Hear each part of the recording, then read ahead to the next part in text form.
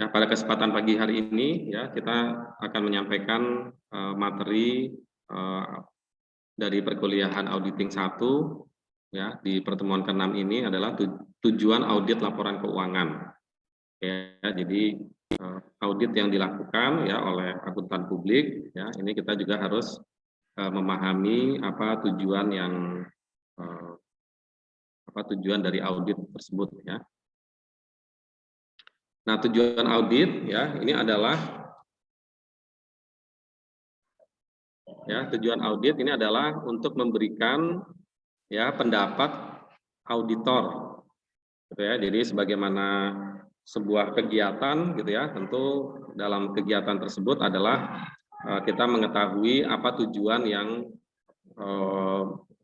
tujuan sehingga dilakukannya sebuah suatu kegiatan ya. Demikian pula dengan kegiatan audit yang dilakukan oleh akuntan publik ya, profesional ya. Nah, maka tujuannya ini adalah untuk memberikan pendapat auditor. Ya, jadi tujuannya adalah auditor ini memberikan pendapat ya, memberikan pendapat auditor kepada pengguna laporan keuangan. Nah, jadi objeknya ini adalah atau penggunanya adalah para pengguna laporan keuangan atau siapa yang akan menggunakan pendapat ya dari auditor ini adalah pengguna laporan keuangan ya tentang apakah laporan keuangan tersebut ya disajikan secara wajar ya dalam semua hal yang material gitu ya. Jadi apakah laporan keuangannya disajikan wajar ya, bukan benar atau salah gitu ya, tetapi wajar ya dalam semua hal yang material gitu. Nah, jadi pendapatnya auditor ini juga adalah hanya mencakup gitu ya atau terhadap hal-hal yang sifatnya material ya sesuai dengan kerangka akuntansi keuangan yang berlaku ya. Nah, ini jadi kalau kita bisa bedah ya satu persatu, yang pertama tadi adalah adanya pendapat gitu ya. Jadi auditor ini memberikan pendapat ya, pendapat atas laporan keuangan ya, maksudnya adalah memberikan pendapat atas laporan keuangan kepada pengguna laporan keuangan gitu. Jadi pengguna ini kira-kira dia akan gimana nih pendapat auditor terhadap laporan keuangan ini gitu ya, kira-kira kan begitu ya pertanyaannya gitu ya. Nah, kemudian apa yang diberikan pendapat yaitu adalah ini laporan keuangannya wajar atau tidak gitu ya. Kira-kira itu ya pertanyaannya. Apakah laporan keuangan ini disajikan secara wajar? Jadi pendapat auditor ini adalah untuk memberikan pendapat, oh ini laporan keuangannya wajar, ini laporan keuangannya misalnya tidak wajar, gitu. Atau nanti jenis-jenis dari pendapat auditor, ya. Nah, apakah laporan keuangan ini disajikan secara wajar, ya atas atau dalam semua hal yang material. Jadi bisa saja ada hal yang tidak material itu tidak termasuk ya atau tidak dihitung lah gitu ya kira-kira begitu. Jadi maksudnya misalnya yang sebelumnya sudah pernah saya contohkan ya, kalau misalnya ini ada kas sebesar 100 juta gitu ya. Nah, ternyata setelah diuji oleh auditor jumlah kasnya gitu ya hanya berbeda ya misalnya 10.000 gitu kan ya. Ternyata hasil pengujian auditor jumlah kasnya adalah 99.990.000 gitu ya misalnya. Atau kata lain cuma selisih 1.000 gitu ya, 999.000 misalnya gitu ya. Nah, maka dalam hal ini ya misalnya karena jumlahnya sangat kecil gitu kan ya, tidak bisa disebut ini tidak material gitu ya, sehingga kalaupun perbedaan tersebut itu tidak menyebabkan pengguna laporan keuangan ini salah dalam mengambil keputusan gitu ya. Nah, jadi ini yang disajikan adalah hal-hal yang dalam semua hal yang material gitu ya. Nah, nanti berapa jumlah materialnya itu tentu nanti ada penilaian tertentu ya. Tentu misalnya setiap akun mungkin berbeda gitu ya. Kalau Kalau kas dan bank mungkin tingkat materialnya kecil gitu ya. Ya maksudnya selisih sedikit saja itu harusnya sudah bermasalah, gitu ya. Berarti tidak bisa disebut tidak wajar, gitu ya, selisih sedikit saja. Ya, tetapi kalau misalnya berupa aktiva tetap, misalnya gedung, beda penilaian yang satu appraisal atau pembangunannya ya, misalnya ini dibangun dengan nilai 1 miliar gitu ya, tapi ada selisih selisih 10 juta, itu mungkin bisa jadi itu tidak terlalu material gitu ya. Nah, dalam hal mungkin aktiva atau akun-akun tertentu. Ya, jadi mungkin bisa jadi setiap akun ini bisa berbeda berapa jumlah materialnya. Ya. Kemudian audit ini juga dilakukan ya sesuai dengan kerangka akuntansi keuangan yang berlaku.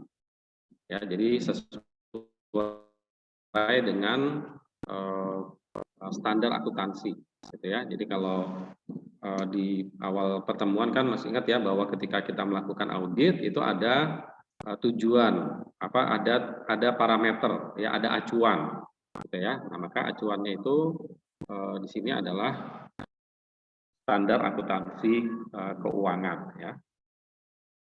Nah ini yang menjadi acuan di dalam auditor melakukan audit. Jadi ketika dia menyebutkan bahwa ini laporan keuangannya wajar. Nah, wajar ini karena sesuai dengan standar akuntansi keuangan yang berlaku.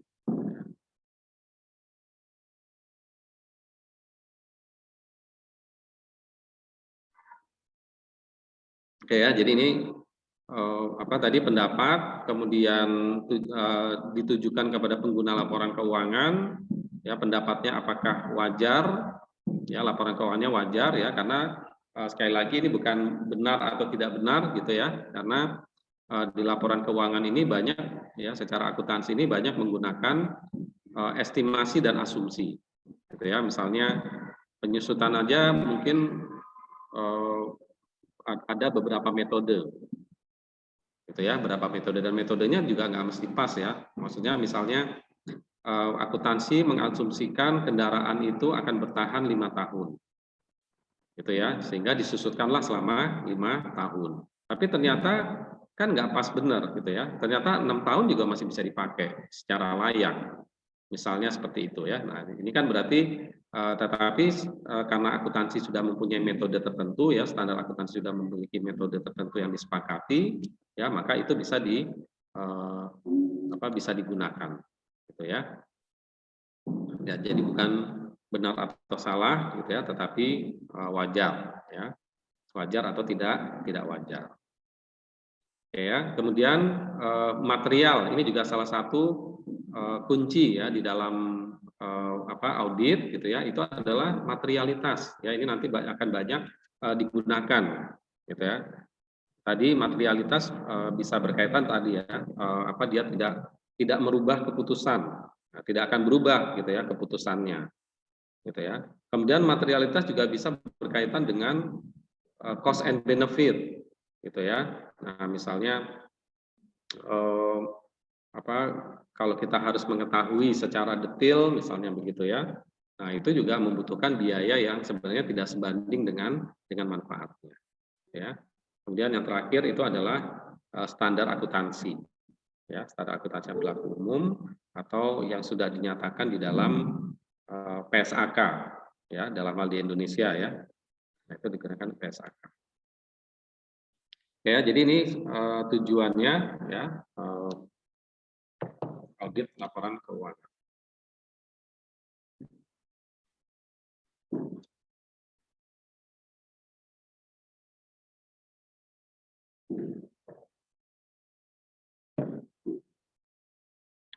Nah, kemudian ini langkah-langkah ya, langkah di dalam mengembangkan tujuan audit ya. Ya, ini yang pertama ya, step yang pertama ini adalah memahami tujuan, gitu ya. Tadi ya, memahami tujuan dulu, tujuan dari audit dan tanggung jawab ya. Auditor ini tanggung jawabnya apa ya? setelah dilakukan audit, yaitu tadi ya menerbitkan laporan keuangan gitu ya. Kemudian tanggung jawabnya adalah apa? Tanggung jawabnya adalah kepada para pengguna laporan keuangan gitu ya, karena oleh pengguna laporan keuangan ya, laporan keuangan ini akan dipergunakan sebagai dasar untuk melakukan pengambilan keputusan. Ya, kemudian supaya kita mendapatkan tujuan audit yang yang tepat gitu ya. Nah, ini biasanya dalam melakukan audit ya, membagi laporan keuangan ini ya, ini dipecah gitu ya menjadi beberapa siklus. Gitu ya, menjadi beberapa siklus, ini hanyalah untuk memudahkan gitu ya. Misalnya siklus penjualan ya, penjualan di situ ada yang tercakup di situ ada penjualan, ada piutang, ada penerimaan kas misalnya begitu ya. Nah, ini supaya ini wajar apa enggak gitu, itu kita melihat dari sisi siklus gitu ya kan. Artinya nanti kan di sini ada terjadi penjualan, ada pencatatan piutang, kemudian ada pembayaran gitu ya, ada pembayaran. Nah, siklus ini harus tepat gitu ya, karena kalau dia ada rekayasa ini pasti siklusnya nggak nyambung nanti gitu ya. Nanti ini ada beberapa siklus ya, misalnya berkaitan dengan penerimaan, penjualan dan penerimaan. Kemudian ada juga siklus pembelian dan pengeluaran misalnya gitu ya. Yang khusus yang kaitannya dengan pembelian kan itu nanti ada account payable, ya, ada utang dagang, kemudian ada pembayaran ya. Kemudian mengetahui pengungkapan atau pernyataan manajemen yang berkaitan dengan laporan keuangan gitu ya, bahwa kita perlu ada pernyataan gitu ya dari manajemen gitu ya, bahwa ini laporan keuangannya sudah disusun atau belum gitu ya. Maksudnya apakah ini laporan keuangan misalnya sudah disusun sesuai dengan standar akuntansi keuangan misalnya seperti itu ya. Nah, ini jadi ada mengetahui bahwa ada manajemen assertion about financial statement ya. Kemudian mengetahui juga tujuan dari general audit untuk jenis transaksi, akun-akun dan pengungkapan. Oke ya. Nah, jadi ada transaksi, nanti ada akun-akun, kemudian ada pengungkapan. Ya, sebagaimana ini di standar akuntansi ya, gitu ya. Standar akuntansi kan nanti ada pengungkapan gitu ya. Nah, ini juga harus mengetahui hal ini ya. Kemudian mengetahui gitu ya tujuan ya secara khusus gitu ya. Ini kalau ada yang khusus ya, spesifik audit objektif untuk klasifikasi dari transaksi, akun-akun dan pengungkapan. Jadi maksudnya tujuan secara umum dari klasifikasi transaksi, akun dan pengungkapan gitu ya. Jadi secara umum gitu ya. Jadi kita mengetahui dulu gitu ya. Artinya ini kan mengetahui basic dari ya ini kan termasuk di dalamnya seperti kebijakan akuntansi gitu ya. Kenapa menggolongkan transaksi seperti ini, kenapa membuat akun seperti ini, kenapa diungkapkannya seperti ini gitu ya. Nah, ini adalah auditor perlu memahami terlebih dahulu tujuan-tujuan ya dari hal ini ya. Oke ya, kemudian tujuan audit laporan keuangan ya, ini menurut EICPA ya, tujuan audit laporan keuangan adalah untuk memberikan opini ya, opini atau pendapat ya. Tadi yang di awal sini pendapat ya. Ya, ini mungkin masalah terjemah aja ya. Jadi kalau yang istilah yang kita kenal sekarang ini adalah opini ya, opini audit ya, itu sudah menjadi bahasa Indonesia standar ya. Untuk memberikan opini atas laporan keuangan tentang apakah laporan keuangan disajikan secara wajar ya dalam semua hal yang material sesuai dengan rangka akuntansi keuangan yang berlaku ya, applicable Financial Accounting Framework. Oke ya, nah, jadi ini kira-kira sama lah ya, ini isinya ya. Ya, tujuan laporan keuangannya, opini auditor ini ditujukan untuk meningkatkan kepercayaan terhadap laporan keuangan, gitu ya. Nah, jadi prinsipnya laporan keuangan, gitu ya. Makanya di sini pernyataan dari manajemen itu adalah tentang laporan keuangan. Manajemen yang membuat laporan keuangan, manajemen sudah menyusun laporan keuangan dengan internal control, manajemen sudah menyusun laporan keuangan dengan standar akuntansi. Ya, ini semua yang melakukan adalah manajemen perusahaan atau manajemen audit, mengauditi ya, auditinya.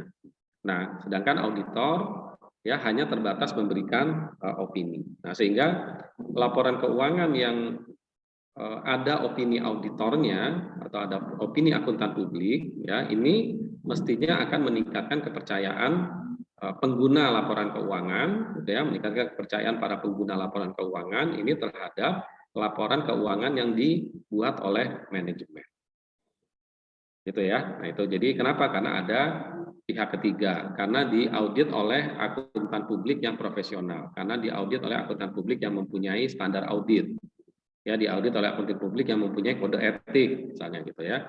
Diaudit oleh akuntan publik sebagai pihak ketiga yang independen terhadap manajemen, gitu ya. Jadi kalau ada orang luar, orang pihak ketiga yang bilang, oh ini laporan keuangannya bagus, sudah benar. Dari mana Anda tahu? Saya sudah melakukan audit.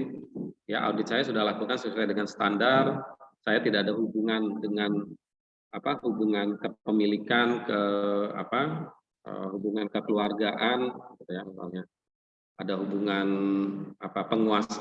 penguasaan ya dengan laporan perusahaan yang laporan keuangannya saya audit, gitu ya. Nah, jadi ini jadi mestinya opini auditor ini dapat meningkatkan kepercayaan publik ya atau pengguna laporan keuangan terhadap laporan keuangan yang diterbitkan oleh perusahaan.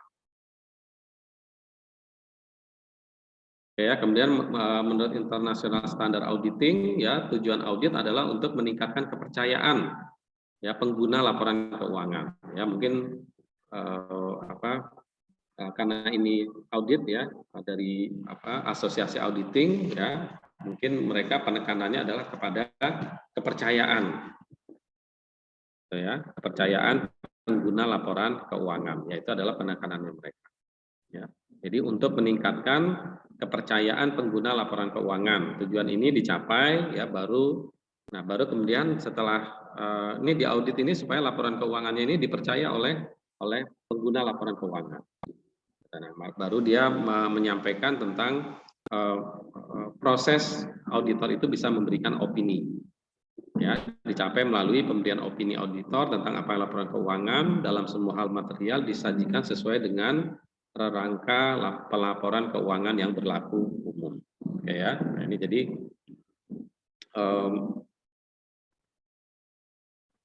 intinya gitu ya, itu ada proses yang berkaitan dengan pemberian opini gitu ya, kemudian ada objeknya adalah laporan keuangan ya untuk digunakan oleh pengguna laporan keuangan ya, materialitas ya, kemudian kerangka laporan keuangan yang berlaku ya, atau standar akuntansi. Nah, kewajaran laporan keuangan ini diukur dari tingkat kesesuaiannya dengan framework akuntansi keuangan. Gitu ya. Jadi kewajaran laporan keuangan ini diukur apakah dia sesuai dengan kerangka ya atau framework dari standar akuntansi keuangan. Gitu ya. Jadi kalau misalnya ini disebutkan ada piutang sejumlah gitu ya 10 juta begitu ya. Nah, maka benar nggak penyajiannya itu sesuai dengan standar akuntansi keuangan?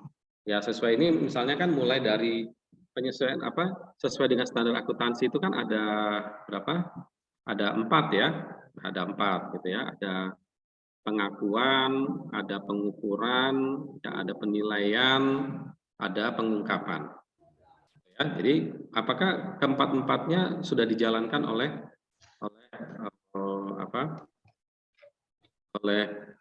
manajemen ya ketika dia menyajikan angka piutang dengan nilai misalnya 10 juta tadi gitu ya. Ya, pengungkapannya sudah tepat, artinya ketika terjadi transaksi, ya udah benar diakui sebagai piutang, gitu ya. Ya, kemudian nilai piutangnya berapa? Sudah dikurangi dengan sudah dihitung secara NRV ya, net realizable value, misalnya sudah ada penyisihannya, gitu ya. Ini kalau misalnya mereka mempunyai kebijakan untuk membuat penyisihan piutang berdasarkan penjualan kredit, gitu ya. Nah, atau mereka mempunyai kebijakan berdasarkan aging schedule dari piutang misalnya. Ya, ini jadi penilaiannya atau itu sudah sesuai dengan standar akuntansi keuangan. Oke ya, jadi itu kewajarannya itu dilihat dari situ, gitu ya. Jadi semuanya ya, mulai dari pengungkapan nanti plus penjelasannya, gitu ya. Disclosure, pengungkapan. Ya, misalnya misalnya seperti ini piutang sejumlah 10 juta ini, gitu ya. Itu perusahaan merasa perlu untuk mengungkapkan aging schedule-nya, misalnya gitu ya. Nah, merasa dia perlu mengungkapkan ini ada piutang yang sudah berusia panjang misalnya gitu ya. Ya misalnya sudah 3 bulan, sudah 6 bulan masih belum tertagih juga gitu ya. Nah, itu mungkin itu adalah pengungkapan. Ya, jadi tidak hanya melihat sebatas kalau saya punya piutang 10 juta berarti saya bakal terima uang ya 10 juta. Ya, belum tentu karena ini kan ada umur piutangnya ini umur piutang masih baru-baru atau sudah lama gitu ya. Misalnya sudah kalau dengan aging schedule itu kan kita bisa lihat gitu ya. Ini sudah berumur 1 bulan dari jatuh tempo. Ini sudah 3 bulan dari jatuh tempo. Ini sudah 6 bulan dari jatuh tempo. Tapi kok masih belum tertagih juga gitu ya. Nah ini adalah bagian dari pengungkapan. Ya, atau hal-hal lain misalnya ini piutang dari grup misalnya gitu.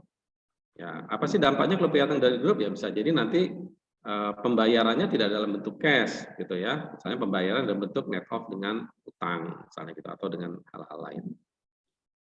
Ya.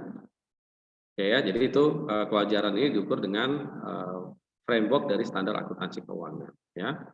Yang dimaksud dengan framework ini adalah standar standar akuntansi keuangan yang sekarang ini sudah diharmonisasi dengan atau merujuk di IFRS. Oke ya, jadi ini standar akuntansi keuangan. Nah, kemudian tanggung jawab manajemen ya. Jadi tadi kalau auditor Nah, di sini kalau auditor berikan opini gitu ya. Ya, kalau auditor ini kan memberikan opini atas laporan keuangan yang sudah ada atau yang sudah dibuat oleh manajemen. Gitu ya.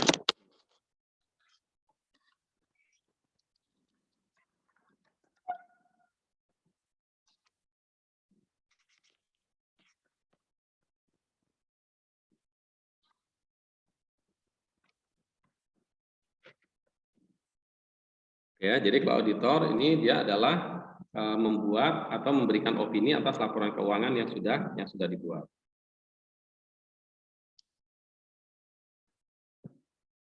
Nah, bagaimana dengan manajemen? Ya, nah manajemen ini tanggung jawabnya adalah terhadap ketepatan penerapan standar akuntansi. Jadi penerapan standar akuntansi yang tadi itu kapan pengakuan, bagaimana penilaian, bagaimana pengukuran, bagaimana disclosure, gitu ya. Itu adalah tanggung jawabnya manajemen, gitu ya. Bukan tanggung jawabnya auditor. Auditor hanya melihat, intinya kan auditor itu hanya begini cara menghitungnya. Begini cara benar nggak sih dia mengungkapkannya? Misalnya diambillah sampel atau pengakuannya ya diambillah sampel gitu ya. Jadi auditor ya udah sudah benar gitu ya atau sudah wajar gitu ya atau sudah sesuai gitu ya dengan standar akuntansi. Oke ya, nah jadi manajemen bertanggung jawab terhadap ketepatan penerapan standar akuntansi, kemudian bahwa manajemen sudah menyelenggarakan internal control yang memadai, yang cukup, ya, ya pengendalian internal yang memadai. Ya, jadi maksudnya misalnya di dalam proses penjualan gitu ya dan piutang gitu ya, memang sudah ketika akan mencatat piutang gitu ya, memang sudah dipastikan gitu ya, memang itu adalah penjualan misalnya sudah ada pesanan dari pelanggan, pesanan dari pelanggannya ada, keputusan persetujuan dari departemen penjualan misalnya itu sudah ada, ya. Kemudian pengambilan barang dari gudang, pengiriman barang, ya pengirimannya, gitu kan ya. Kemudian tanda terima di sana, gitu ya. Kemudian di customernya ada pengakuan utang misalnya, gitu ya. Nah, ini ada pengendalian internal yang bisa mendeteksi atau yang mengontrol adanya kelengkapan dari transaksi. Gitu ya, ada kelemahan. Jadi sudah menyelenggarakan internal control gitu ya, pengendalian internal gitu ya, sehingga pencatatannya itu adalah valid ya, atau wajar. Ya, dan penyajian laporan keuangan secara wajar. Jadi manajemen tepat di dalam menerapkan standar akuntansi, kemudian di dalamnya juga termasuk adanya internal control dan laporan keuangannya sudah disajikan secara wajar. Nah, ini adalah tanggung jawab manajemen yang harus dinyatakan gitu ya, harus dinyatakan ya seperti yang tadi di sini. Nah, ini gitu ya. Ya, no management assertion about financial statement, ya, mengetahui asersi manajemen ya, pengungkapan manajemen terkait dengan laporan keuangan gitu ya. Nah, jadi ini poin-poin ini gitu ya, itu harus jelas ya, clear bahwa itu dilakukan oleh manajemen. Kemudian tanggung jawab manajemen atas penyajian laporan keuangan dan penyelenggaraan sistem pengendalian internal dimasukkan dalam laporan tahunan. Oke ya. Nah, ini artinya ini harus harus diungkapkan gitu ya. Maksudnya gitu. Tadi ada pernyataan ya, nanti di audit itu juga ada pernyataan dari manajemen bahwa manajemen sudah melakukan ini semua.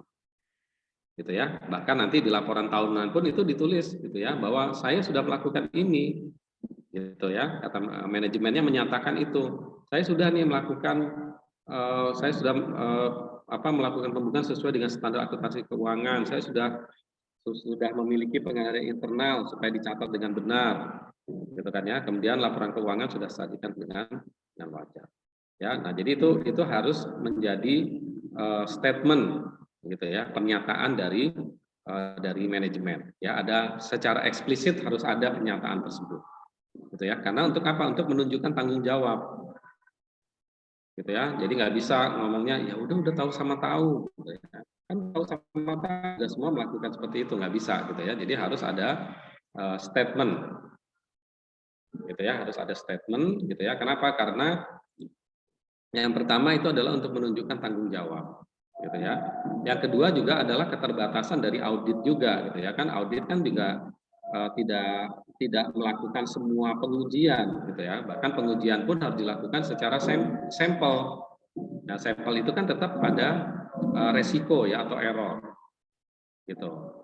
Nah, selama sampling ya, pengujian secara sampling itu sudah dilakukan sesuai dengan pengetahuan statistik ya, intinya auditor sudah melakukan sesuai dengan prosedur. Tetapi kan belum, bisa saja sampel yang diambil tidak tepat misalnya begitu ya, tidak mewakili gitu ya. Nah, itu kan resiko atau error itu sangat mungkin terjadi gitu ya. Nah, dalam hal tersebut maka tentu artinya manajemen ya, jadi bisa ditutup gitu ya oleh manajemen ya, bahwa sebenarnya manajemen sudah melakukan semua sesuai dengan standar akuntansi. Oke ya, jadi ini tanggung jawab dari manajemen. Nah, ini misalnya contoh dari ya, laporan manajemen responsibility for financial information ya. Jadi tanggung jawab manajemen terhadap informasi keuangan, gitu ya. Jadi tanggung jawab untuk integritas dan objektivitas dari informasi keuangan ya disajikan di laporan tahunan, gitu ya, disajikan laporan tahunan, gitu ya. Jadi kita bisa lihat ya bagaimana kata-kata yang ada di sini ya. Ya, kemudian laporan keuangan ya yang terlampir sudah have been prepared ya, sudah dipersiapkan ya atau sudah disajikan, disusun ya gitu ya.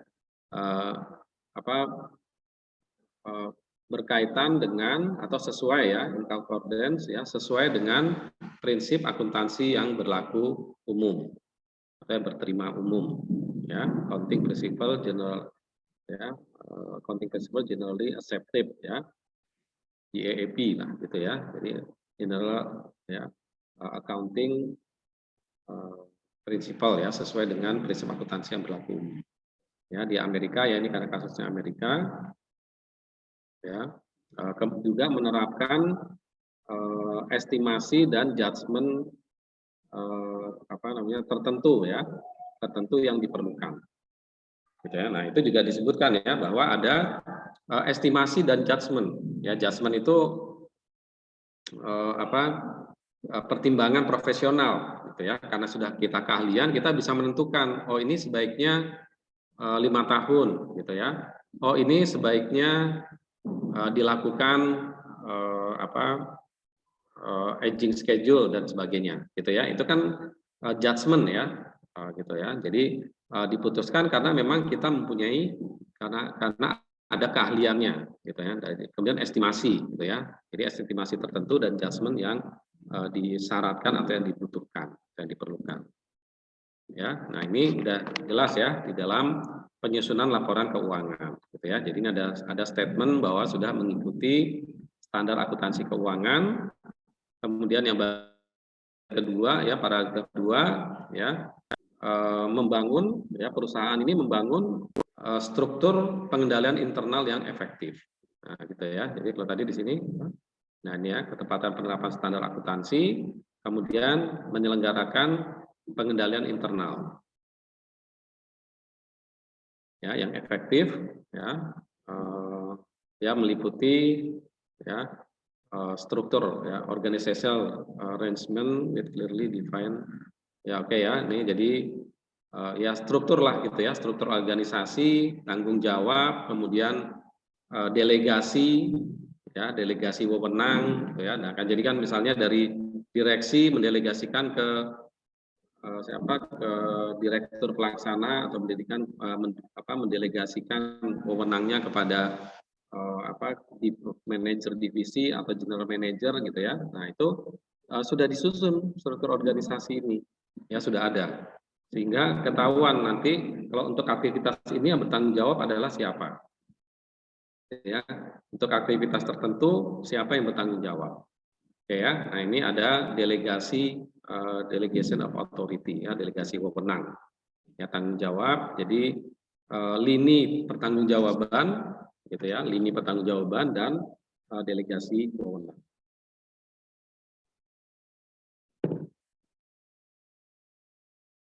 Ya, kemudian prosedur ya, komprehensif sistem dan kontrol prosedur dan prosedur pengendalian. Ya. Nah, jadi ini juga adanya misalnya SOP ya, standar operasional prosedur atau standar pedoman kerja ya. Ya, ini juga sudah ada gitu ya, sehingga sudah jelas ya sistem dalam bekerja. Kemudian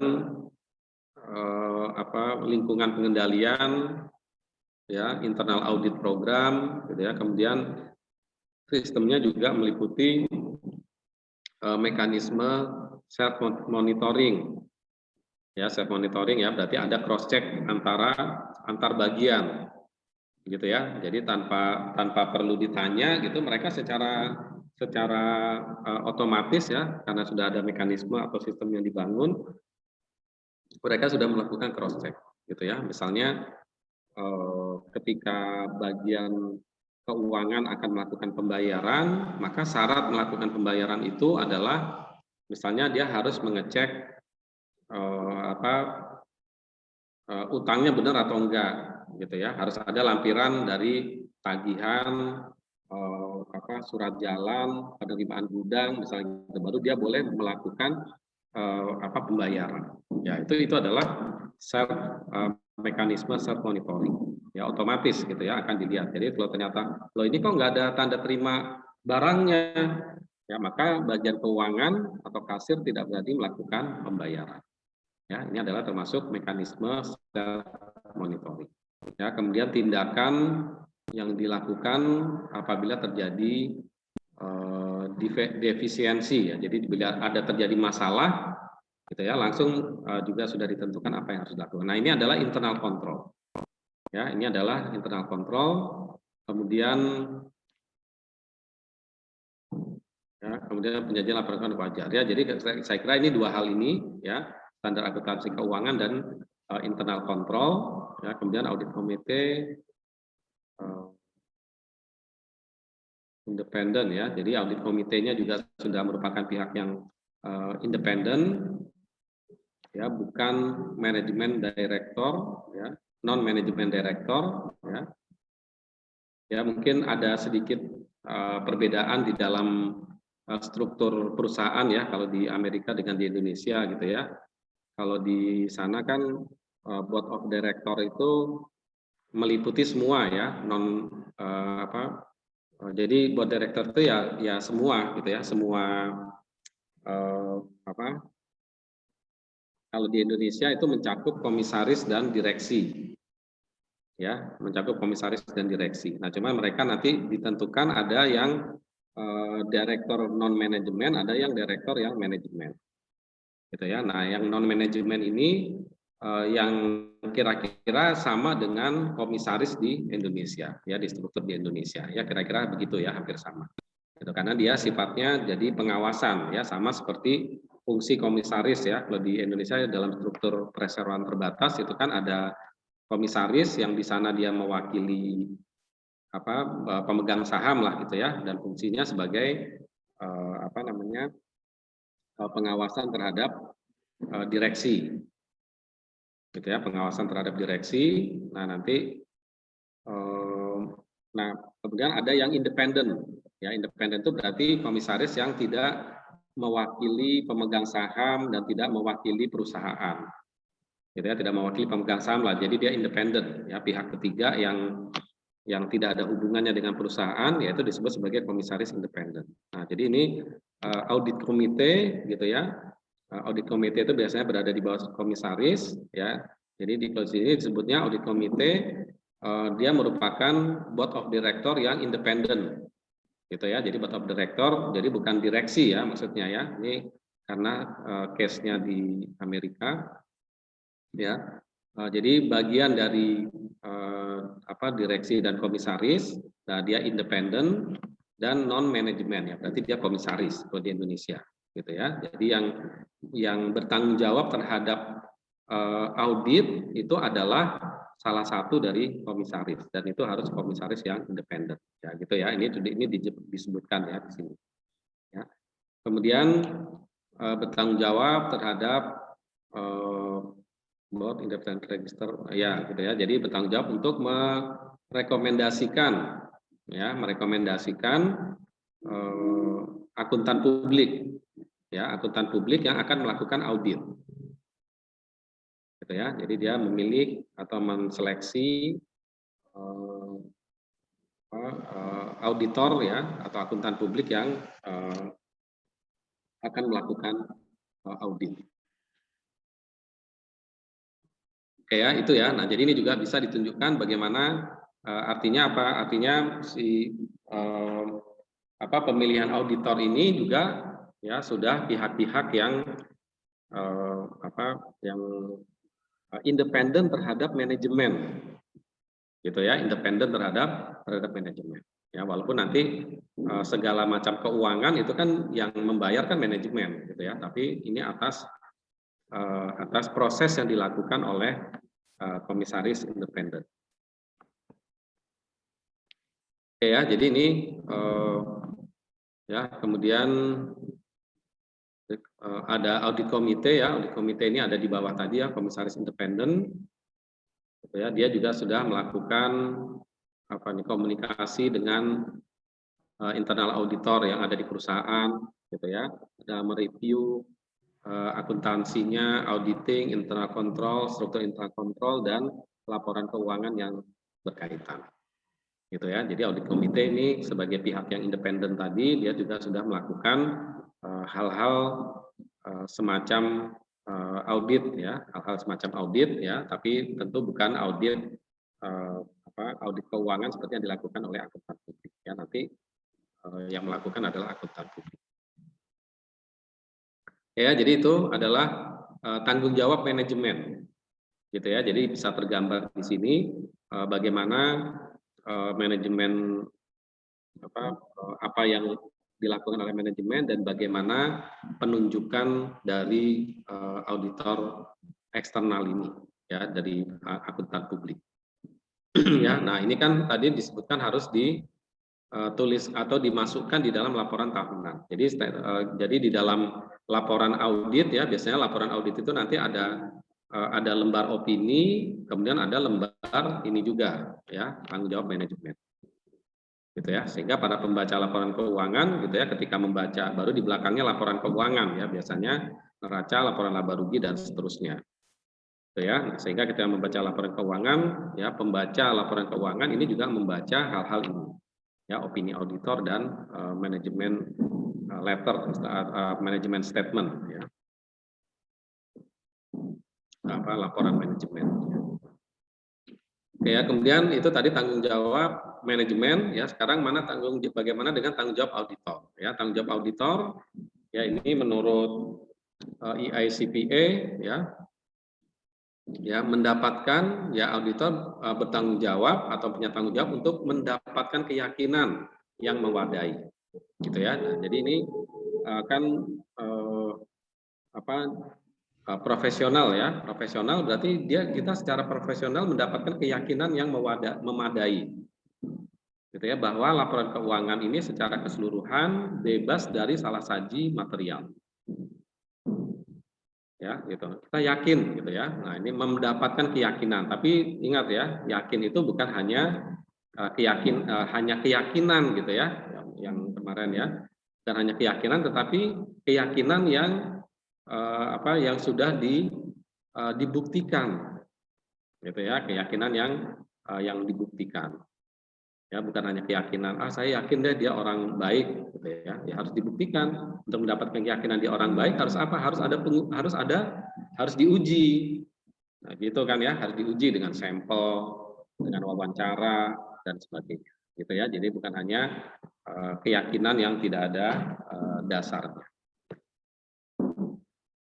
Ya, atau yang sifatnya subjektif gitu ya, bukan hanya keyakinan sifatnya subjektif. Ya. Jadi laporan keuangan secara keseluruhan bebas dari salah saji material ya, baik karena kesalahan yang disengaja, yang tidak disengaja, maaf.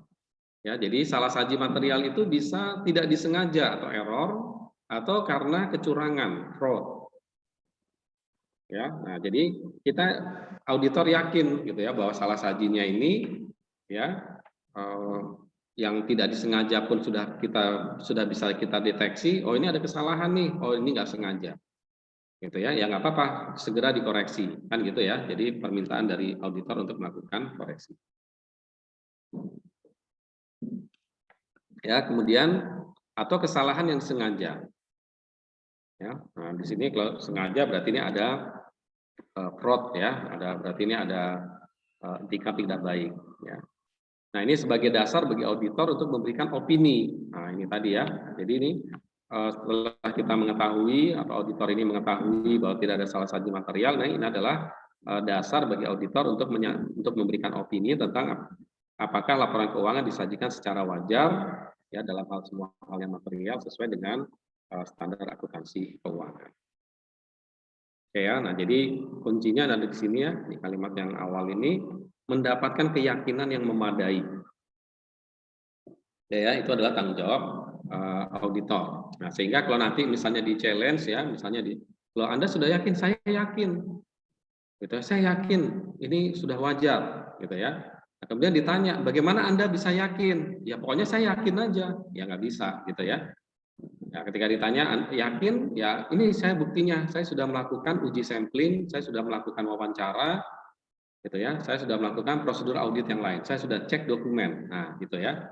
Nah, jadi ketika dibilang Anda yakin, ya saya yakin, ini buktinya, gitu ya. Nah, kemudian di situ ada hal-hal yang sifatnya material, saya sudah tidak ada yang disajikan yang berbeda dari material. Ya, misalnya, oh ini aset, dia misalnya manajemen bilangnya 1 miliar, di pengujian saya ternyata hanya selisih sedikit, cuma selisih 1 juta, nggak ada masalah, itu tidak material, misalnya gitu ya. Untuk klien kami jumlah itu tidak material.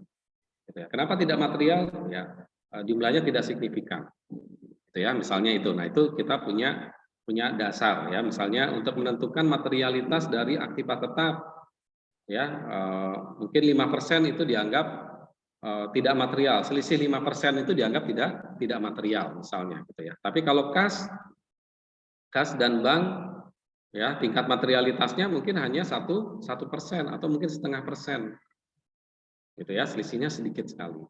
Ya, misalnya seperti itu ya. Nah, itu auditor bisa menjelaskan, gitu ya, bisa menjelaskan tentang keyakinan yang dimiliki ya terhadap opini atas laporan keuangan. Kemudian yang kedua, tanggung jawab auditor adalah melaporkan hasil audit atas laporan keuangan sesuai dengan standar audit serta sesuai dengan hasil temuan audit. Ya, jadi melaporkan hasil audit ya sesuai dengan standar audit. Ya, jadi auditor harus tahu saya sudah melaksanakan audit ini sesuai dengan standar audit, dan dengan standar audit itu saya menemukan temuan-temuan audit. Ya, misalnya temuannya, oh ya temuannya sudah di follow up oleh manajemen, gitu ya. Berarti kalau sudah di follow up ya sudah, gitu ya. Berarti bisa selama temuannya itu kalau temuannya material ya harus di follow up, karena kalau tidak di follow up, gitu ya, nanti dia tidak bisa menyajikan opininya, tidak bisa memberikan opini dengan wajar, gitu ya. Kalau misalnya ternyata tidak direspon oleh manajemen. Ya, auditor hanya bertanggung jawab terhadap opini yang diberikan atas laporan keuangan berdasarkan audit yang telah dilakukan sesuai dengan standar audit. Nah, gitu ya. Jadi tanggung jawab auditor ini adalah hanya atas opini, gitu ya, hanya atas opini. Auditor tidak menyusun laporan keuangan, gitu ya. Jadi atas opini, saya berani memberikan opini bahwa perusahaan ini adalah wajar karena saya sudah melakukan audit terhadap perusahaan ini sesuai dengan standar audit. Standar auditnya adalah bla bla bla, gitu ya, standar auditnya.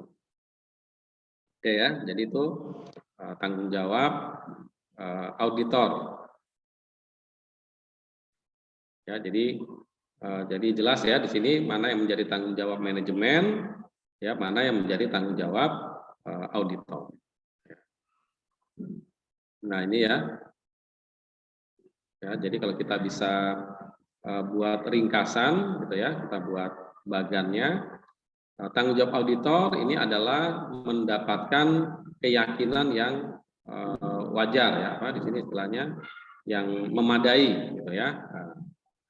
Ya, obtain atau mendapatkan obtain reasonable assurance ya, keyakinan yang memadai atas atas laporan keuangan ya, bahwa laporan keuangannya ini adalah bebas dari salah saji yang material ya, material misstatement.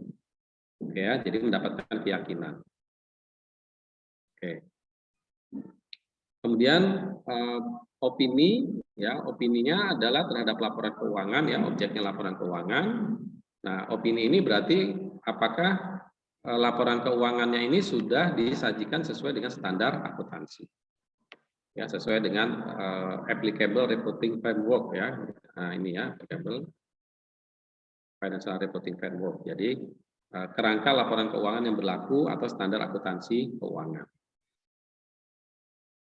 Oke ya, jadi ini opininya kaitannya adalah dengan standar akuntansi. Kemudian dilaporkan, ya, pelaporan. Jadi tanggung jawabnya pertama mendapatkan keyakinan, ya, mendapatkan keyakinan, kemudian memberikan opini, dan kemudian yang ketiga adalah melaporkan, ya, atau mengkomunikasikan laporan keuangan ini, atau melaporkan laporan keuangan ini, yaitu dikomunikasikan, communicate per audit standar, ya. Jadi sudah pelaporannya atau sudah dilaporkan, ya, ini, nah, melaporkan hasil audit sesuai dengan standar akuntansi, standar audit, maaf, ya. Jadi melaporkan hasil audit atau laporan ini sesuai dengan standar audit. Jadi memberikan informasi, gitu kan, bahwa laporan opini ini, gitu ya, atau laporan ini sudah sesuai atau dilakukan sesuai, atau melaporkan bahwa auditnya sudah dilakukan sesuai dengan standar audit, gitu ya. Jadi kita kasih tahu, saya sudah melakukan sebagaimana tadi manajemen, ya, di sini sebagaimana tadi manajemen, dia bilang saya sudah menyusun laporan keuangan ini sesuai dengan standar akuntansi, gitu ya. Saya sudah menyelenggarakan pengendalian internal, gitu ya. Nah, ini kan di state, ya, atau dinyatakan oleh manajemen. Nah, maka bagi auditor, ya, dia juga melakukan hal yang sama. Saya sudah mengaudit sesuai dengan standar audit, ya. Nah, itu juga dinyatakan, sehingga nanti kalau misalnya ada persoalan atau permasalahan, ya, maka kita sudah sampaikan tadi bahwa ini standar audit saya, gitu. Jadi ketika kita mengatakan mendapatkan keyakinan yang memadai, ya, kenapa? Karena saya sudah melakukan sesuai dengan standar audit. Ini standar auditnya. Atau ini audit yang saya lakukan itu sudah sesuai dengan standar. Misalnya saya mengaudit piutang, apa saja yang dilakukan sesuai standar audit, ya, misalnya harus cek penjualan, gitu ya, cek pembayaran, konfirmasi segala macam, itu adalah standar audit. Gitu ya. Nah, itu sudah dilakukan oleh audit. Oke, ya. Kemudian tanggung jawab auditor, gitu ya. Ini, ya. Jadi reasonable assurance, material misstatement, gitu ya. Jadi keyakinan yang memadai, adanya penyajian yang salah saji yang material. Nah, kemudian di sini ada profesional skeptis, gitu ya. Skeptisisme profesional, gitu. Jadi artinya kita nggak percaya, gitu ya, kalau tidak ada bukti, gitu ya. Itu adalah profesional skeptisism, gitu ya. Jadi kita tidak percaya kalau itu tidak ada bukti, ya, di sini, ya. Ya, sesuai dengan keyakinan profesionalnya, ya, gitu ya. Sesuai dengan keyakinan profesional, ya, itu tadi, ya. Jadi kalau misalnya kita menyatakan ini adalah sesuai dengan standar akuntansi, kenapa? Karena saya sudah mengujinya secara profesional, gitu ya. Nah, jadi kita tidak hanya percaya dengan omongan, gitu ya, kalau bahasa sekarangnya, gitu. Ya, nggak percaya hanya dengan, oh, ini saya sudah kata manajemen bilang, ya, sudah kok, saya sudah lakukan sesuai dengan standar akuntansi. Nah, mari kita uji, gitu ya. Nah, itu mana buktinya? Misalnya coba contoh ketika saya ambil sampel ketika terjadi penjualan, gitu ya, apakah sudah dicatat sesuai dengan standar akuntansi, gitu ya. Nah, itu adalah profesional skepticism, ya, skeptisisme, gitu ya, profesional, ya, tidak dalam arti yang negatif, ya, tetapi ini maksudnya dalam arti kritis, gitu ya, kritis dan membutuhkan bukti secara praktek, ya, gitu, membutuhkan bukti secara praktek. Tadi, ya, misalnya, oh, saya mengakui piutang sekian, ya, coba deh saya ambil sampel, gitu ya. Nah, sampel misalnya untuk transaksi tertentu, misalnya saya ambil 10 transaksi, benar nggak transaksi itu mengakui piutangnya sesuai dengan standar akuntansi, ya, mulai dari pengakuan piutang sampai kemudian terjadinya pembayaran piutang. Oke, ya. Nah, itu adalah professional skepticism, ya. Kemudian reasonable assurance, ya laporan keuangan yang keyakinan yang memadai, ya nanti bisa dilihat tadi ada error atau fraud, gitu ya, tidak disengaja atau disengaja atau kecurangan. Ya, jadi ini kita bisa menemukan tentang, tentu kan berbeda ya, meskipun sama-sama salah, tetapi kalau dia memang ketidaksengajaan dengan dia kesengajaan kan tentu akan berbeda nanti penilaian auditor. Ya, nah ini nanti ada pelaporan ya, pelaporan yang ini ya menyesatkan atau adanya pencurian aset, ya fraudulent reporting atau pencurian aset, ya lawan pencurian aset ya. Jadi laporan keuangan yang yang tidak benar ya berarti gitu ya, yang berisi yang menyesatkan gitu ya, atau di sana nanti akan ada pencurian terhadap aset ya. Maksudnya pencurian aset itu kan misalnya ada internal control di kas yang tidak memadai misalnya gitu ya. Nah, maka bisa saja nanti si kasir mencuri uangnya. Ada penerimaan dari pelanggan, dia nggak setorkan ke perusahaan karena tidak ada internal control yang memadai. Dia tidak setorkan ke perusahaan, akhirnya dia ambil. Gitu ya. Nah, itu adalah pencurian aset ya, theft of asset. Ya, jadi ini tanggung jawab auditor ini adalah kira-kira bisa mendeteksi adanya hal-hal tersebut. Gitu ya. Ya, kemudian tanggung jawab auditor ini berkaitan dengan hukum dan peraturan, ya. Ya, dampak dari langsungnya itu adalah tanggung jawabnya yang berkaitan dengan error dan fraud. Ya, kita bisa menentukan atau bisa menemukan ini kesalahan tidak disengaja atau memang ada kesengajaan, gitu ya. Kemudian sedangkan dampak dari tidak langsungnya ya berkaitan dengan hukum dan peraturan ini adalah tidak adanya keyakinan, gitu ya. Jadi kalau misalnya ada error, ada fraud, itu berarti nanti tidak ada assurance ya, keyakinan, ya tidak mendapatkan keyakinan. Ya. Oke, ya jadi ini adalah dampaknya ya nanti ya. Ya, kemudian tanggung jawab auditor yang selanjutnya adalah ya auditor bisa menduga gitu ya. Ada inquiry management atau counsel client counsel spesialis. Nah, jadi bertanya gitulah ya kira-kira gitu. Ya, bertanya kepada manajemen, kemudian juga bertanya kepada spesialis. Ya, misalnya berkaitan dengan ini berapa sih harga asetnya? Nah, dia bisa bertanya kepada appraisal. Ya, atau misalnya dalam sebuah proses bisnisnya dia bisa bertanya kepada ahli bisnis misalnya gitu. Ya, kemudian bukti-bukti ini dikumpulkan secara akumulasi. Ya,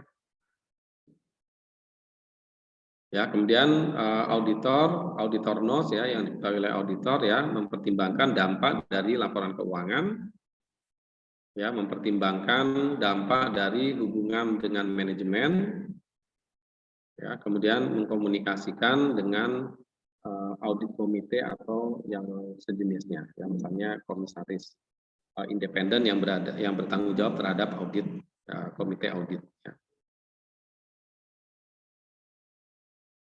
Oke ya, jadi ini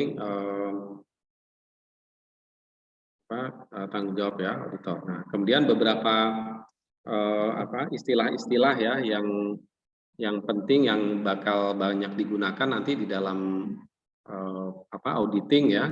Yang pertama itu adalah salah satu material ya tadi ya material misstatement gitu ya. Nah, ini yang dimaksud dengan material salah saji material ini adalah tingkat kesalahan di dalam laporan keuangan yang bisa menyesatkan pengguna. Nah, itu tadi ya. Jadi kesalahannya itu bisa menyebabkan pengguna itu berbeda di dalam mengambil keputusan. ya, menyesatkan pengguna. Ya, maksudnya itu ya. Jadi kalau apa kalau ini ditemukannya dalam nilai selisihnya itu lebih dari 5%, gitu ya. Nah, itu pasti nanti pengguna laporan keuangan ini akan berbeda di dalam mengambil keputusan. Gitu ya. Misalnya oh ini piutangnya banyak, gitu ya, misalnya gitu. Wah, ini piutangnya masih ada 10 miliar nih, gitu. Berarti kita bakal punya banyak duit, gitu ya. Nah, ini kan kalau disajikan 10 miliar, gitu ya, misalnya. Berarti misalnya investor, oh ini berarti masih potensi, ya, potensi keuangan cash flow-nya masih tinggi, gitu. Nah, padahal sebenarnya angka 10 miliar itu sebagian besar sudah lebih dari 1 tahun jatuh tempo, misalnya gitu ya. Jadi penagihannya akan sulit, gitu ya. Penagihannya akan sulit. Nah, karena itu dia harus disajikan dengan berapa? Secara net realizable value. Ya, pakai misalnya aging schedule tadi. Oh, ini kalau sudah 1 tahun, tingkat kolektabilitasnya paling hanya 20% atau paling hanya 30%. Maka harus disajikan, ya, harus ada harus ada penyisihan piutang yang cukup besar. Karena apa? Karena piutangnya sudah berumur panjang. Ya, kemungkinan ditagihnya kecil. Apalagi mungkin ada perusahaan customernya yang misalnya sudah rugi atau bangkrut misalnya gitu ya. Nah, gitu ya. Nah, ini adalah salah saji yang material. Jadi kalau misalnya auditor tidak mengoreksi jumlah piutang tadi gitu ya, tidak mengusulkan koreksi atas jumlah piutang, ya maka akan terjadi salah saji yang material. Nah, sehingga ini bisa menyesatkan pengguna laporan keuangan. Ya, gitu. Jadi dia bisa bilang nih, oh kalau 10 miliar ya, iya, gitu kan ya. Uangnya berarti masih banyak. Tapi kalau ternyata efektif ya, cuman net realizable value-nya cuma 30%, berarti kan cuma 3 miliar. Ah, saya nggak mau kalau gitu. Saya nggak mau invest, gitu ya. Kira-kira seperti itu. Ya, ini misalnya ada investor yang mau masuk, gitu ya. Oh, piutang masih banyak. Oke, saya mau masuk. Nah, tapi kalau ternyata itu tidak banyak kesalahan, gitu ya, ada salah saji material, ternyata harusnya cuma 3 miliar. Ya, saya berarti kalau cuma 3 miliar saya nggak mau masuk, gitu ya. Jadi itu menyesatkan pengguna, ya, sehingga dia akan mengambil keputusan yang berbeda, ya, mengambil keputusan yang berbeda, ya. Nah, baik ini dalam bentuk penyimpangan dari SAK maupun dalam bentuk ketidaklengkapan informasi, gitu ya. Jadi salah menyajikan sesuai dengan standar akuntansi, ya. Nah, itu tadi ya. Atau salah tidak lengkap informasinya. Ya, tadi kan kalau kalau misalnya oh ternyata itu piutangnya sudah berumur gitu ya, setengah tahun sampai 1 tahun. Nah, itu berarti ada informasi yang tidak lengkap. Gitu ya. Jadi bisa saja oke lah katanya katakanlah disajikan 10 miliar gitu ya, tidak ada penyisihan, tetapi harus di disclosure, di pengungkapan harus disajikan. Ya, harus dijelaskan bahwa itu sudah berumur di atas 6 bulan sampai setahun, gitu ya. Nah, sehingga ini bisa bermanfaat ya atau tidak menyesatkan pengguna laporan keuangan.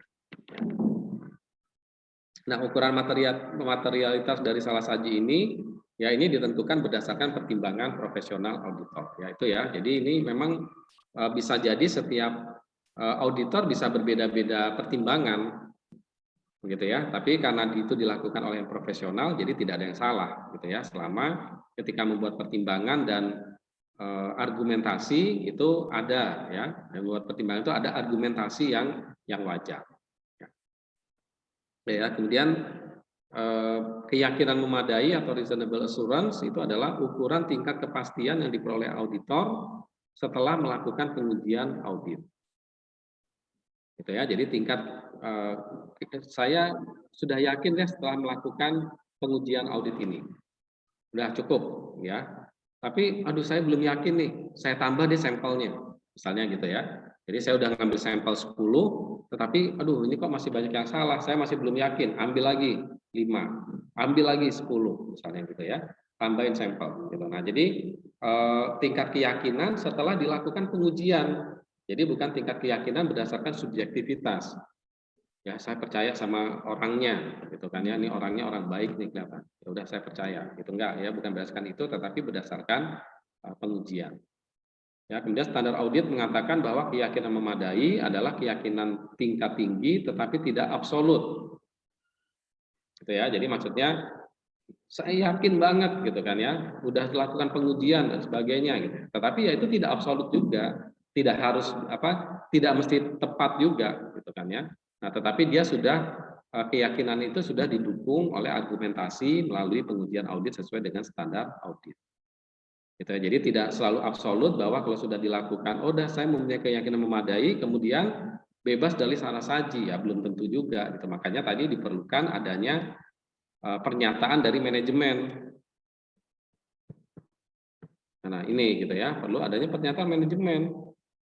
Gitu ya, supaya saya yakin bahwa meskipun tidak semuanya saya lakukan pengujian, tetapi kan manajemen udah ngomong. Gitu ya, kira-kira seperti itu. Manajemen udah ngomong, dia sudah menyusun sesuai dengan standar akuntansi.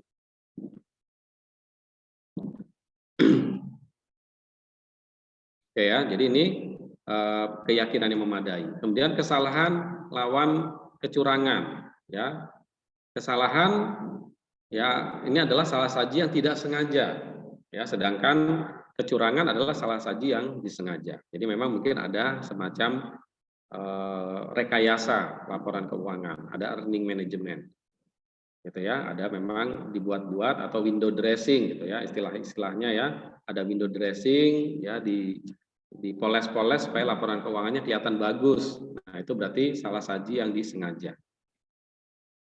Oke ya. Kemudian skeptis profesional adalah prinsip untuk hanya mempercayai kebenaran atau kewajaran suatu asersi atau pernyataan berdasarkan pengujian. Ya, itu tadi ya. Nah ini ya profesional skeptis, gitu ya. Jadi kita yakin karena sudah melalui pengujian, gitu ya, bukan karena pernyataan atau karena subjektivitas. Jadi sebelum dilakukan pengujian, ya, jadi sebelum dilakukan pengujian audit, auditor harus bersikap skeptis, gitu ya. Maksudnya gitu ya. Jadi kalau belum ada pengujian, saya nggak percaya, gitu ya, kira-kira gitu. Loh Anda nggak percaya dengan saya, gitu kan? Kita kan teman baik, gitu. Kita kan kenal, gitu kan? Kan kakak kelas dan sebagainya, enggak, gitu ya. Tapi harus skeptis, gitu ya. Ya itu adalah secara profesional ya, maksudnya gitu ya, bukan sifatnya personal, gitu ya, tetapi profesional. Ya kemudian karakteristik dari skeptisme profesional ini adalah pola pikir mempertanyakan, gitu ya. Jadi kalau kita masih ragu, tanya gitu ya, karena meragukan kebenaran dan kewajaran suatu asersi. Masa sih 10 miliar gitu ya piutangnya, gitu. Emang itu ketagih semua, gitu ya. Nah, jadi kita ada curious gitu ya, selalu ingin tahu gitu ya, atau ingin mendalami. Ya, jadi pola pikirnya mempertanyakan ya, jadi bertanya. Ya, kemudian menunda kesimpulan ya sampai diperoleh bukti yang memadai. Jadi kalau ini belum ada buktinya ya jangan ngambil kesimpulan dulu. Gitu ya, jangan ambil kesimpulan dulu. Kemudian memperluas pemahaman ya, jadi melakukan investigasi, wawancara gitu ya, melampaui hal-hal yang nampaknya sudah jelas. Ya, investigate beyond the obvious gitu ya. Jadi sepertinya sih udah jelas ya, tetapi coba deh kita gali lagi. Gitu ya, coba kita gali lagi. Ya, jadi jangan cepat puas lah gitu ya dengan terhadap sebuah keingintahuan. Gitu ya. Jadi sepertinya ini udah jelas nih piutangnya 10 gitu ya. Nah, coba kita 10 itu siapa saja, dari mana saja, prosesnya seperti apa gitu ya. Jadi kita seolah-olah ada informasi yang sudah jelas tapi kita melampaui mendalami hal-hal tersebut gitu ya. Nah, itu adalah bagaimana seorang profesional ya untuk mendapatkan keyakinan yang memadai. Ya, kemudian pemahaman interpersonal ya bahwa mengenali bahwa motivasi dan persepsi seorang bisa mendorong ke penyajian informasi yang bias dan menyesatkan. Ya, jadi mungkin dia punya kepentingan. Ya, si manajer ini punya kepentingan sehingga dia sajikan piutangnya tidak ada penyisihan, gitu ya. Tidak ada disclosure, ya, tidak ada pengungkapan, gitu ya. Nah, mungkin dia ada apa namanya, ada tujuan-tujuan atau kepentingan-kepentingan tertentu.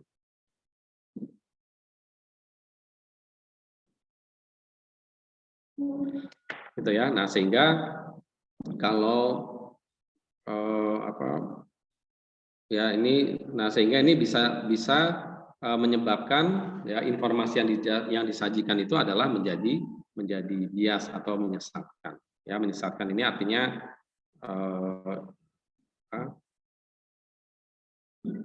ya menyesatkan pengguna, ya. Jadi dia salah ngambil keputusan.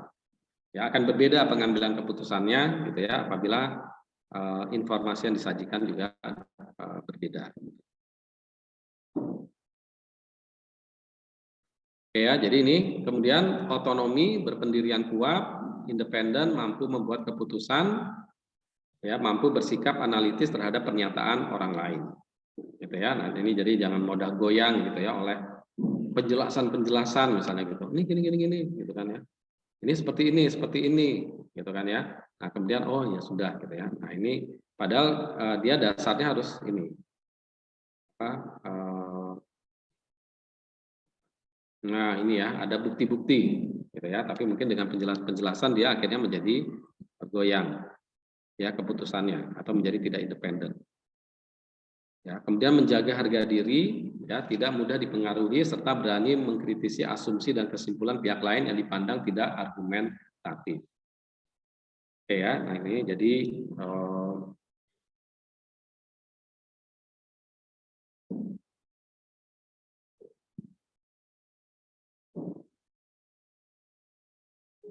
ya, tidak mudah dipengaruhi serta berani mengkritisi asumsi dan kesimpulan pihak lain, ya. Jadi ya kritis, gitu ya. Jadi intinya kita punya argumentasi, ya, kita harus menguatkan argumentasi yang kita miliki, sehingga kalau kita bisa mempertanyakan, misalnya si auditinya punya argumentasi, kita bilang ini argumentasinya nggak kuat nih, gitu kan ya. Nah, itu bisa kita bisa kritisi.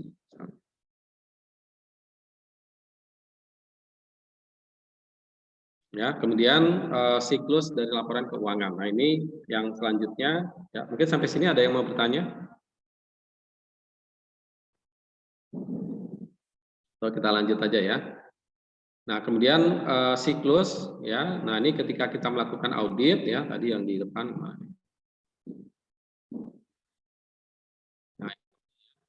Nah, ini ketika kita melakukan memahami, mengetahui tujuan, ya, tujuan dan tanggung jawab dari audit, ya, kita akan membagi laporan keuangan ini ke dalam beberapa siklus, ya, supaya memudahkan kita untuk memiliki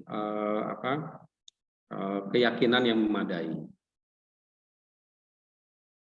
Ya, audit dilakukan dengan membagi laporan keuangan menjadi segmen atau komponen yang lebih kecil. Nah, ini supaya lebih mudah, gitu ya, lebih mudah untuk melakukan audit, ya. Jadi dipecah, ya, atau di split, ya, divide, gitu ya, dibagi kelompok-kelompok atau segmen-segmen atau siklus-siklus, gitu ya.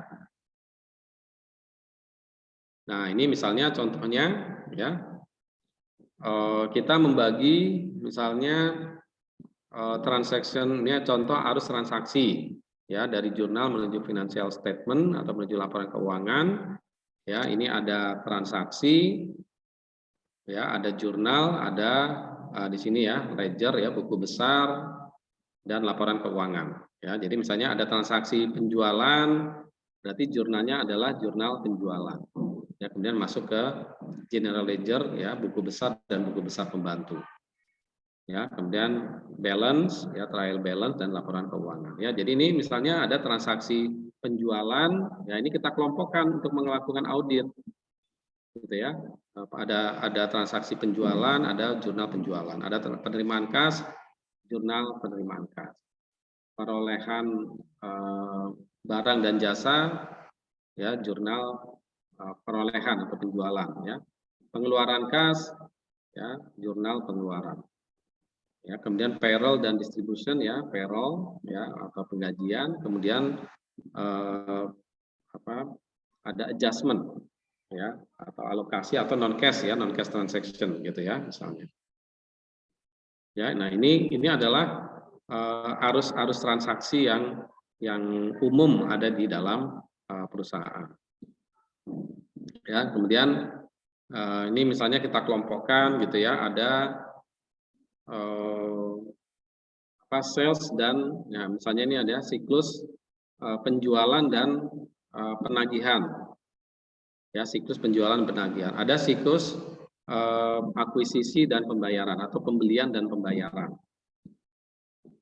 Ya, ini ada siklus pembelian dan pembayaran, kemudian ada siklus umum, general cash, ya. Nah, ini di sini bisa perolehan dari modal atau pembayaran, ya, atau pembayaran. Nah, yang berkaitan dengan akuisisi dari pembelian dan pembayaran, siklus pembelian dan pembayaran ini ada kaitan dengan inventory dan warehouse dan gudang. Ya, gitu, ya. Jadi ini nanti ada kaitannya dengan inventory dan persediaan dan siklus di gudang dan siklus persediaan. Oke, ya. Nah, tapi ini besarnya gitu, ya, siklus besarnya ini, ya, 1 2 3 nih yang warna kuning. Ya, kemudian nanti ada siklus payroll dan personel. Gitu, ya. Ini jadi general journal, ada di general journal gitu, ya. Nah, ini kira-kira ini adalah siklus-siklus yang ada di dalam di dalam perusahaan, ya, sehingga memudahkan auditor untuk melakukan audit, gitu, ya. Jadi misalnya, ayo kita audit di, misalnya ada pembantu auditornya, ini coba cek dari siklus payroll dan personel, apa yang harus dilakukan, ya. Misalnya di situ, oh ada penggajian, cek dulu apakah yang digaji itu memang karyawan yang aktif, ya, jangan-jangan ada penggajian fiktif, gitu, ya. Ada pegawai sudah resign, sudah keluar, ya, tapi kemudian tetap dilakukan pembayaran gaji. Nah, itu adalah bisa kita cek di ketika melakukan audit terhadap siklus penggajian dan karyawan. Ya, kemudian siklus persediaan dan pergudangan, ya, ini juga mengecek persediaan. Ya, persediaan ini arus barangnya seperti apa, sisanya berapa, ya, keluar masuk dari gudangnya ada otorisasinya atau tidak, gitu, ya. Nah, ini adalah hubungan antar siklus, ya, beberapa siklus, ya. Jadi misalnya balance dan transaction yang mempengaruhi account receivable, ya, misalnya account receivable saldo awalnya 17.521, kemudian ada penjualan kredit, ya, ada penjualan kredit 144.320, kemudian ada pembayaran, jadi duitnya diterima, ya, uangnya diterima perusahaan, kemudian ternyata ada pengembalian, sehingga mengurangi, ya. Kemudian ada uncollectible account, ya, jadi ada piutang cadangan, penyisihan cadangan piutang tidak tertagih, ya, sehingga ini ada saldo piutangnya adalah 20.000 sekian.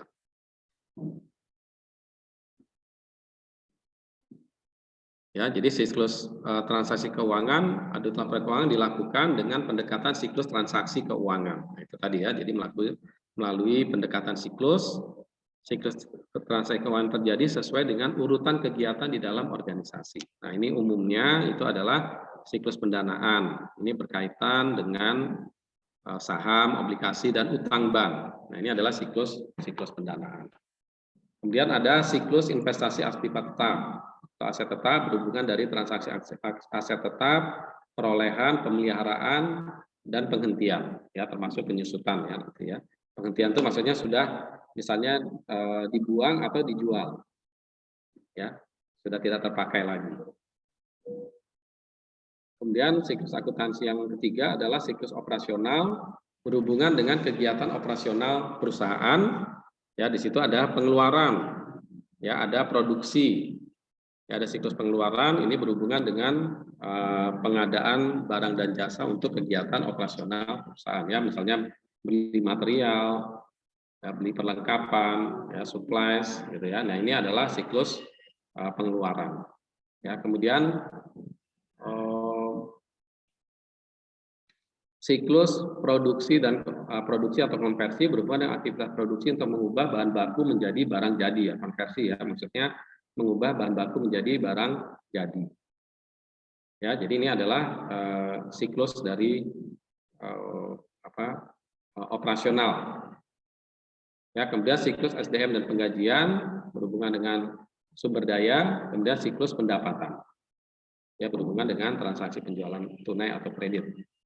Ya, kemudian yang keempat adalah siklus investasi instrumen keuangan berhubungan dengan transaksi investasi sekuritas. Ya, jadi kalau perusahaan juga melakukan investasi sementara, gitu ya, punya akun investasi sementara, ini berarti ada siklus investasi instrumen keuangan. Oke, ya, jadi ini pendanaan, investasi aktiva tetap, pengeluaran, produksi, penggajian atau SDM, pendapatan dan investasi sementara atau investasi sekuritas. Ya, intinya di dalam pencatatannya, ya, melalui bukti transaksi, proses akuntansi, ya, di dalam proses akuntansi ini ada jurnal, buku pembantu dan buku besar. Ya, nah ini jadi adalah hal-hal yang perlu diuji oleh auditor. Ya, kemudian laporan keuangan. Laporan keuangan adalah laporan tentang transaksi keuangan yang terjadi pada 7 siklus transaksi di atas. Ini, ya, tujuan audit laporan keuangan untuk menguji kewajaran penyajian laporan keuangan atau menguji kesesuaian laporan keuangan dengan bukti pendukung serta standar akuntansi yang berlaku. Ya, kemudian siklus transaksi, ya ini ya, ini tambahan aja ya.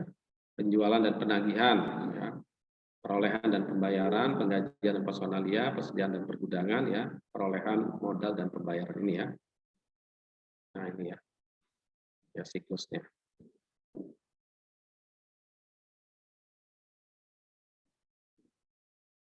Ya, kemudian asersi manajemen, ya, asersi manajemen ini adalah mengenai transaksi, saldo dan penyajian dan pengungkapan. Gitu ya, penyajian dan pengungkapan. Oh ya, tadi 4 itu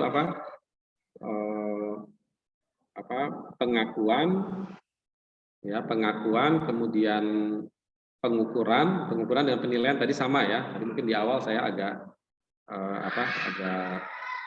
ada pengukuran, ada penilaian, ya, kemudian harusnya ada penyajian dan pengungkapan, ya, 4 itu ya, bukan pengukuran, penilaian dan pengungkapan, ya, harusnya pengukuran, kemudian penyajian dan pengungkapan.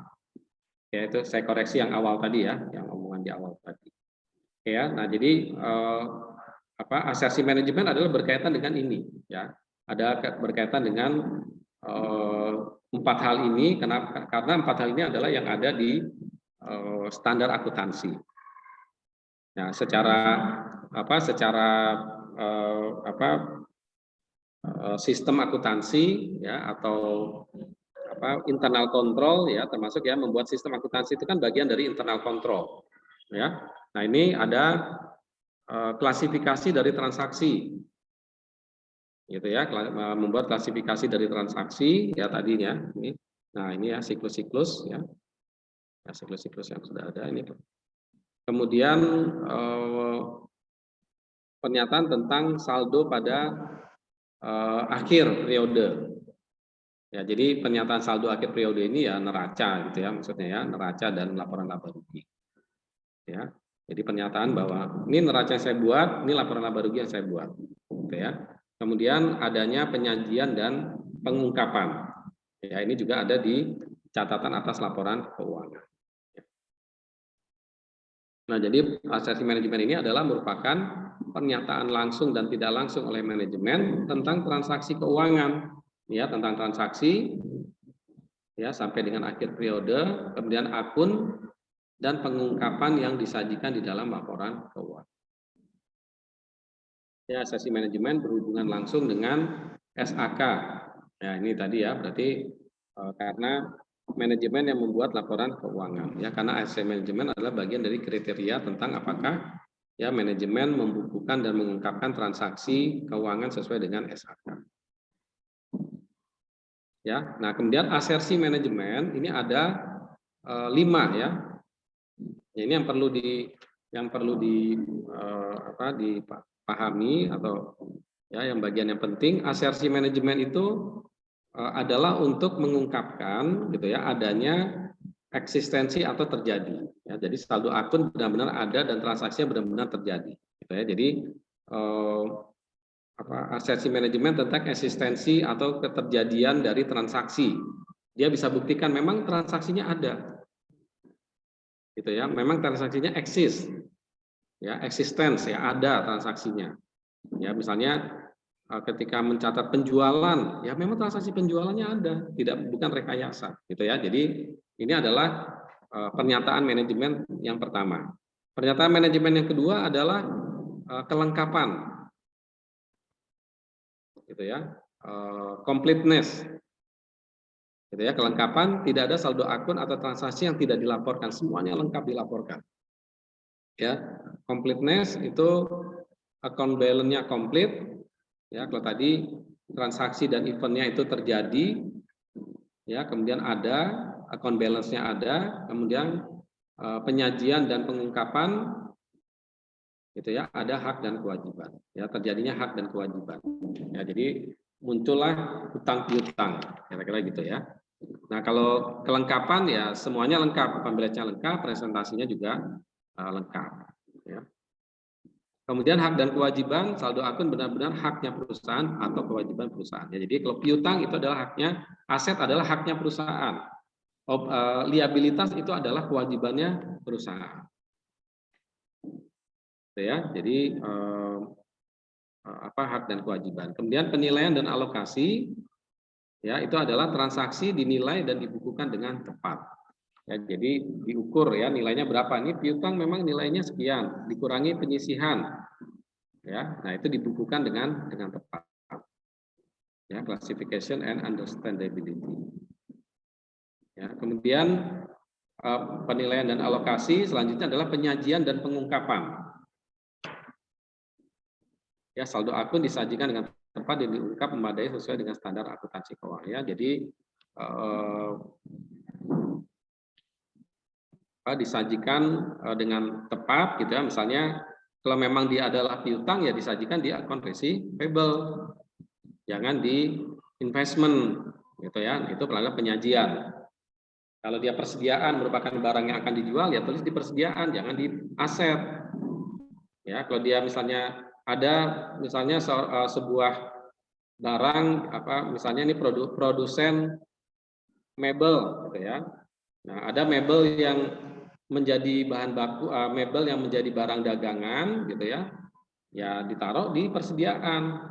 Mebel yang menjadi fasilitas kantor ya ditaruh di aktiva tetap. Gitu ya. Nah, jadi benar dalam penyajian dan pengungkapan.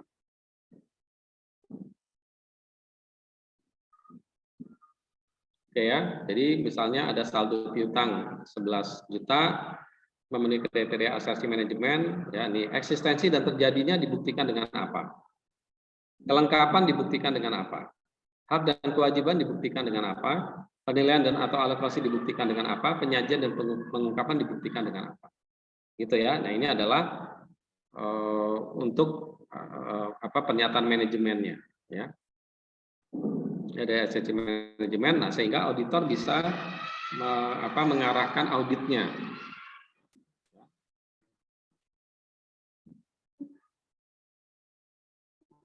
Ya, asersi manajemen digunakan sebagai pedoman umum dalam menentukan dan menjalankan prosedur dan pengujian audit. Nah, itu tadi ya. Jadi auditor bisa jelas ya, ini auditnya mau kemana nih? Yaitu untuk karena apa? Karena untuk menguji 5 hal ini.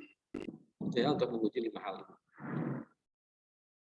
Ya, yang terpenting adalah memahami prosedur yang tepat untuk menguji asersi manajemen. Ya, jadi prosedurnya apa untuk menguji eksisten? Prosedurnya apa untuk menguji kelengkapan atau program auditnya apa? Untuk menguji hak dan kewajiban dan seterusnya. Gitu ya. Jadi apa sih tadi ya, misalnya dia piutang ya, berarti menguji eksistensinya kita cek benar terjadi nggak penjualannya. Apa yang diperlukan untuk meyakinkan bahwa penjualannya terjadi? Invoice, surat jalan, tanda terima dan sebagainya. Ya, itu adalah eksistensi. Ya, untuk menguji adanya eksistensi. Kemudian klasifikasi asersi manajemen menurut IICPA adalah asersi tentang transaksi, saldo akun, penyajian dan pengungkapannya, ini tadi juga sudah. Asersi tentang transaksi, ya, occurrence, ya, terjadinya transaksi dan peristiwa yang dibukukan benar-benar terjadi dan merupakan transaksi dan peristiwa dari entitas yang bersangkutan. Ya, jadi memang terjadi penjualan, memang penjualannya kita, bukan penjualannya orang lain, gitu ya. Oke, kemudian lengkap semua transaksi dan peristiwa yang seharusnya dibukukan telah dibukukan dengan lengkap. Keakuratan, ya, atau apa ini? Akurasi, ya, akurasi atau keakuratan perhitungan dan pembukaan transaksi dilakukan dengan akurat, tidak terjadi kesalahan. Ya, oke, ini menghindarkan terjadinya kesalahan. Kemudian cut off, kisah batas waktu transaksi dan peristiwa dibukukan dengan tepat sesuai dengan periode transaksi, gitu ya. Jadi kalau misalnya kita melakukan penjualan pada bulan tanggal 31 Desember, barang baru sampai di customer katakanlah tanggal 2 Januari tahun berikutnya. Nah, ini cut off-nya bagaimana? Ya, diakui penjualan dan piutang tahun sekarang atau tahun yang akan datang. Ya, nanti tergantung perjanjian penjualan. Ya. Kemudian klasifikasi transaksi dan peristiwa dibukukan dalam akun yang tepat atau yang benar. Ya. Kemudian kelengkapan, ya, eksistensi adalah tentang saldo akun, aset, kewajiban, ekuitas, pendapatan, beban dapat dibuktikan keberadaannya. Ya, ini di saldo akun, hak dan kewajiban berarti juga muncul akun-akun di neraca dan laporan laba rugi. Ya, utang, modal dan beban dapat dibuktikan sebagai kewajiban perusahaan. Lengkap, ya, semua transaksinya dimasukkan atau di jurnal. Valuasi dan alokasi adalah aset, utang, modal, pendapatan dan beban dinilai serta dialokasikan ke dalam akun yang tepat. Oke, ya. Kemudian berkaitan dengan penyajian dan pengungkapan, occurrence atau keterjadiannya adalah transaksi saldo akun yang disajikan dalam laporan keuangan benar-benar terjadi dan benar merupakan hak serta kewajiban entitas. Oke, ya. Kemudian lengkap disajikan dalam laporan keuangan lengkap. Klasifikasi disajikan, ya, ini tepat di dalam penggunaan akun, ya. Kemudian akurasi dan valuasi informasi keuangan dan informasi lainnya diungkapkan dengan wajar dan jumlah yang tepat. Ya, tujuan audit bisa dipenuhi, auditor harus memperoleh keyakinan yang memadai audit evidence untuk mendukung manajemen asersi dalam laporan keuangan, ya. Jadi untuk mendapatkan keyakinan yang memadai, ya, bukti-bukti audit ini harus bisa mendukung asersi manajemen, ya. Ya, fase dalam audit yang pertama adalah merencanakan audit, ya, fase pertama, plan, design, audit approach, kemudian melakukan test of control dan substantive test, ya, kemudian menjalankan analytical prosedur dan menguji details balance saldo akun, ya, komplit audit dan menerbitkan laporan audit, ya. Jadi ini membuat perencanaan dan desain dari pendekatan audit. Kemudian ada dua, ya, yang diuji itu adalah sistem pengendaliannya. Kan manajemen tadi saya transaksinya sesuai dengan dibukukan sesuai dengan standar akuntansi keuangan. Kemudian ada pengendalian internal yang memadai. Nah, kita melakukan test of control-nya dulu, ya. Kemudian baru substantive test, ini berarti substantif ini adalah pengujian saldo, ya, saldo akun. Kalau test of control adalah pengujian terhadap sistem pengendalian internal. Oke ya, nah jadi itu pengujian-pengujian yang harus dilakukan, ya. Jadi nanti kalau ini habis ya, oke. Nah, jadi kalau misalnya test of control, kalau misalnya gini, kalau misalnya sistem pengendalian internalnya sudah bagus, maka substantif testnya tidak terlalu besar, tidak perlu terlalu besar, gitu ya. Gitu. Kenapa? Karena sudah pengendalian internalnya sudah bagus. Gitu. Tapi kalau ternyata pengendalian internalnya jelek, maka substantif testnya harus besar, harus tinggi. Gitu ya. Nah, jadi dalam melakukan audit itu ada dua. Yang pertama tadi ya, test of control dulu, baru substantif. Kalau pengendaliannya bagus, substantifnya bisa low, gitu ya. Tapi kalau test of control pengendaliannya rendah, maka substantif tesnya harus tinggi, gitu ya. Nah, itu adalah audit, gitu ya. Kemudian analytical prosedur dan tes menguji details of balance, ya. Ini mungkin sub-subnya ya, sub-sub detail balance. Kemudian menyelesaikan audit dan laporan audit. Baik, itu saja untuk tujuan laporan keuangan. Sampai sini ada pertanyaan?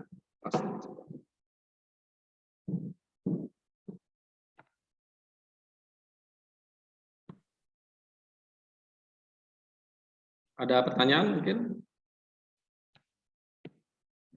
Cukup insya Allah, Pak.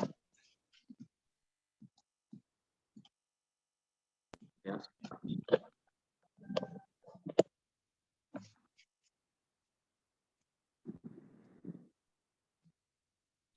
Baik, kalau tidak ada pertanyaan ya, saya kira saya cukupkan ya, sudah jam 10:30.